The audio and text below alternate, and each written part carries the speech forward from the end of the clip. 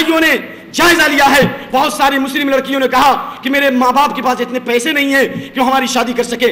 آپ کو معلوم ہے بہار پٹنہ کے اندر 2002 کی رپورٹ ہے, کلبوں اور پارکوں کے اندر جب وہاں چھاپا مارا ہوا, 36 ایسی مسلم لڑکیاں جن کے آنچل کو کسی نے نہیں دیکھا, لیکن وہ رو پڑی اور کہا کہ میں نے اپنی عزت کو اس لیے نیلام کیا کہ ہمارے ماں باپ کے پاس پیسے نہیں ہیں شادی کرنے کے لیے. میرے بھائیوں, بے شمار ایسے واقعات موجود ہیں, سینکڑوں ایسے واقعات موجود ہیں. کیسے شادیاں ہوں گی جب تک کہ یہ نوجوان نہیں اٹھیں گے, جب تک کہ شادی کے ساتھ شادی نہیں کریں گے, عورتوں کو اس کا حق نہیں دیں گے, مہر خود نہیں ادا کریں گے, ولیمہ خود نہیں کریں گے, پیسے خود نہیں خرچ کریں گے, اس وقت تک یاد رکھو اس فحاشی کا کبھی بھی مقابلہ نہیں کر سکتے ہو. آج قصور کہتے ہو, انٹرنیٹ کے ذریعے برائی پھیل رہی ہے, VCR کے ذریعے برائی پھیل رہی ہے. یہ برائی کا پھیلانے کا ذمہ دار کون ہے؟ اللہ فرماتا ہے اگر تم سدھر جاؤ, اگر تم دین پہ آ جاؤ, تم قرآن و حدیث پہ آ جاؤ, پوری دنیا تم کو گمراہ نہیں کر سکتی ہے, پوری دنیا تم کو مٹا نہیں سکتی ہے, پوری دنیا تم کو فحاشی میں مبتلا نہیں کر سکتی ہے. اللہ فرماتا ہے سورۃ الانعام میں, یا ایھا الذین آمنوا علیکم انفسکم لا یضرکم من ضل اذا اہتدیتم. اے ایمان والو, اپنی اصلاح کو لازم پکڑو, اپنے آپ کو لازم پکڑو. اگر تم ہدایت پر آ جاؤ گے, گمراہ ہونے والے تم کو کچھ بھی نقصان نہیں پہنچا سکتے, کوئی گمراہی نہیں پھیل سکتی اگر تم سدھر جاؤ. آج بچیوں کو اس کا حق دو, بچیوں کو قرآن حدیث کی تعلیم دو. آج میں نے دیکھا ایک لڑکی کے تعلق سے دیکھا اور سنا کہ جو لڑکی لیکچرر ہے, محاضر ہے, پروفیسر ہے, لیکن ایک غیر کے ساتھ بھاگ رہی ہے, فراٹے کے ساتھ انگلش بول رہی ہے, لیکن الحمد باللہ اس کی زبان پہ کلمہ تک نہیں, کلمہ تک نہیں, لا الہ الا اللہ کہنا اس کے لیے مشکل. تو کہتے ہو کہ غیروں کا حملہ. اپنے آپ کو دیکھو, وفی انفسکم افلا تبصرون. اپنی لڑکیوں کو پاک دامنی کی تعلیم دو, اپنی لڑکیوں کو اخلاق کی تعلیم دو, اپنی لڑکیوں کو کتاب و سنت کی تعلیم دو. من عال جاریتین حتی تبلغ جاء یوم القیامہ انا وہو کہاتین. جس نے 2 لڑکیوں کی تربیت کی اور ان کی تعلیم و تربیت کا اہتمام کیا, قیامت کے دن یہ لڑکیاں جہنم سے آڑ اور پردہ بھی بنیں گی. اور اللہ کے نبی فرماتے ہیں میں اور وہ جنت میں ایسے ہوں گے, میں اور وہ جنت میں ایسے ہوں گے جیسے یہ 2 انگلی. اللہ اکبر, جیسے یہ 2 انگلی قریب ہیں. اللہ کے نبی سے اتنے قریب ہوں گے اگر لڑکیوں کی شادیاں کرائیں, چاہے اپنی لڑکی کی ہو یا دوسرے کی لڑکی کی ہو. لیکن میرے بھائیوں, اس کام کو کرو اور شادی کو آسان بناؤ. نکاح کی سنتوں میں سے ایک سنت یہ بھی ہے کہ جس رات میں شادی ہو, اس کو شب زفاف بولتے ہیں, کچھ لوگ زفاف بولتے ہیں, صحیح لفظ شب زفاف ہے, لیلۃ الزفاف, سہاگ رات.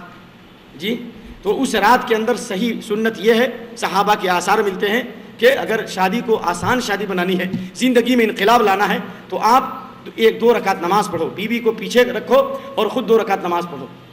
عورت تمہاری مقتدی ہوگی, تم امام بنو گی, ایک ساتھ نہیں, عورت پیچھے ہوگی. یہ صحابہ کے آثار ہیں. عبداللہ بن مسعود کی مرفوع حدیث ہے. اس حدیث پر عمل کرنے میں کوئی حرج نہیں ہے, یہ نبی صلی اللہ علیہ وسلم کی سنت ہے. اور اگر شادی میں انقلاب لانا ہے, بیوی کو نیک اور صالح بنانا ہے, تو جس رات میں شادی ہو اس رات میں بیوی کے بال کو پکڑ کر کے دعا کرو, اللہم انی اسألک خیرہا, سبحان اللہ, وخیر ما جبلت علیہا, واعوذ بک من شرہا وشر ما جبلت علیہا. اے اللہ میں اس کی بھلائی کا سوال کرتا ہوں, اے اللہ جس بھلائی پر تو نے اس کو پیدا کیا وہ بھلائی دے, عورت کے اندر جو بھلائی وہ ہمیں عطا کر, اور عورت میں جو برائی اور فتنہ اس کو دور کر دے. سبحان اللہ. یہ دعا جب لیلۃ الزفاف میں کرو گے, اللہ کے کلام سے شروع کرو گے, نبی کی سنت سے شروع کرو گے, بتاؤ کہ عورت بدکار بھی ہوگی, تمہارے اس طرز عمل سے اس کی زندگی میں انقلاب آ جائے گا. اس لیے ان چیزوں کو کون پھیلائے گا, کس کی ذمہ داری ہے میرے بھائیوں؟ رہا مسئلہ یہ جہیز کی بدعت, سن لو, یہ لفظ جہیز عربی لفظ سے لیا گیا, لیکن آج تک عربی دنیا میں جہیز کے لیے کوئی عربی نہیں آ سکی, کیونکہ یہ جہیز کا لفظ زندوں کے لیے نہیں ہے بلکہ مردوں کے لیے. ہر آدمی اس کو نقل کرو.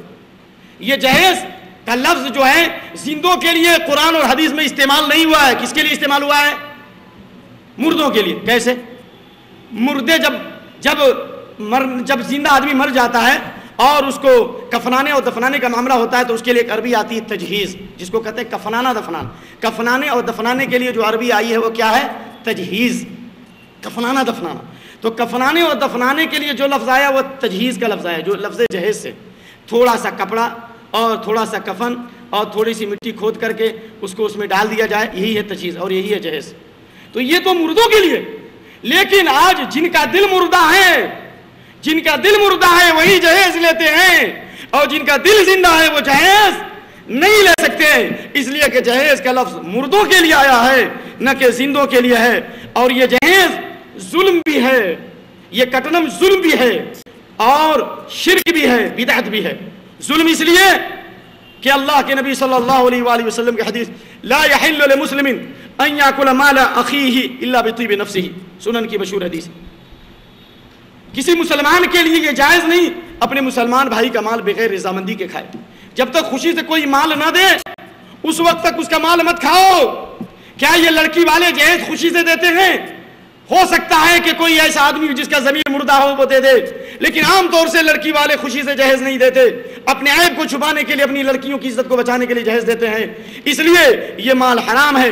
اللہ رب العالمین نے سورۃ النساء کے اندر فرمایا ہے آیت نمبر 29 وَلَا تَأْكُلُوا أَمْوَالَكُمْ بَيْنَكُمْ بِالْبَاطِلِ، اپنے مالوں کو باطل طریقے سے مت کھاؤ، یہ ظلم بھی ہے اور یہ حرام بھی ہے۔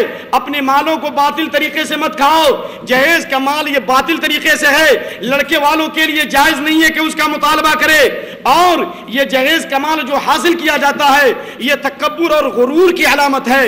تکبر اور غرور، لڑکے والا تکبر کرتا ہے، لڑکا تکبر کرتا ہے، لڑکی والوں پر دست درازی کرتا ہے، اور یاد کرو جس کے دل میں رائی کے دانے کے برابر بھی تکبر ہوگا وہ جنت میں داخل نہیں ہو سکتا ہے۔ ان اللہ لا يحب كل مختال فخور، اللہ تعالیٰ فخر و غرور کرنے والے، تکبر کرنے والے کو پسند نہیں کرتا۔ اور اللہ کے نبی صلی اللہ علیہ وسلم کی حدیث ہے کسی گناہ کی سزا اللہ دنیا میں نہیں دیتا، لیکن چند گناہ ایسے ہیں جس کی سزا اللہ دنیا میں بھی دیتا ہے اور آخرت میں بھی اللہ تعالیٰ ذخیرہ بنائے گا۔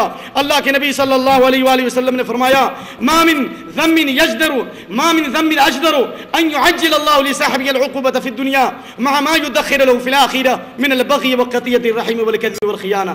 چار گناہوں میں سے ایک گناہ ظلم ہے، ظلم کی سزا اللہ دنیا میں بھی دیتا ہے اور آخرت میں بھی دیتا ہے۔ اس لیے لوگوں تلک جہیز یہ کٹنم یہ حرام بھی ہے، یہ ظلم بھی ہے، یہ تکبر اور غرور کی علامت بھی ہے، اور دوسروں کی عزت و آبرو پر حملہ کرنا بھی ہے۔ اللہ کے نبی کریم صلی اللہ علیہ وآلہ وسلم نے حجۃ الوداع میں خطاب کیا ہے اور آپ نے فرمایا ان دماءکم واموالکم واعراضکم علیکم حرام کحرمت یومکم ھذا فی شہرکم ھذا وفی بلدکم ھذا۔ جس طرح آج کے دن جنگ کرنا حرام ہے، آج کے دن لڑائی کرنا حرام ہے، مکے میں قتال کرنا حرام ہے، اسی طرح تمہارا مال، تمہارا خون، تمہاری عزت و آبرو تمہارے اوپر حرام ہے۔ کسی کے مال پر دسترازی کرنا، کسی کے مال کو چھیننا، کسی کے مال کو حاصل کرنا تمہارے لیے حرام ہے۔ اللہ تعالیٰ قیامت کے میدان میں تم سے سوال کرے گا۔ تلک جہیز میں شادی کے بدلے لڑکے والے جو مال حاصل کرتے ہیں یہ رشوت ہے۔